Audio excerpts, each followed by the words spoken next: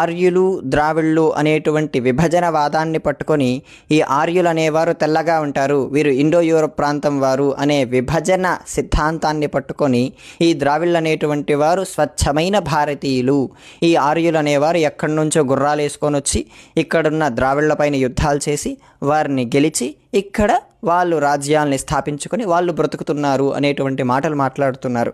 ఈ మాటలు ఇప్పుడిప్పుడు పుట్టినవి కాదు, ఇది చాలా కాలం నుంచి ఉన్నవే. ఈ మాటలు డాక్టర్ బిఆర్ అంబేద్కర్ గారు కూడా వారి ప్రసంగాల్లో ఖండించారు. వారి పుస్తకాల్లో ఈ విషయం స్పష్టంగా ఉంది.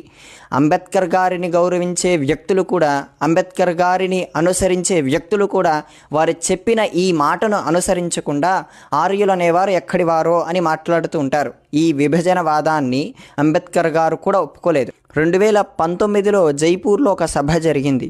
ఆ సభలో ఉన్నటువంటి హోస్ట్ ఒక మాట అంటాడు. The Aryan invasion theory has been propounded without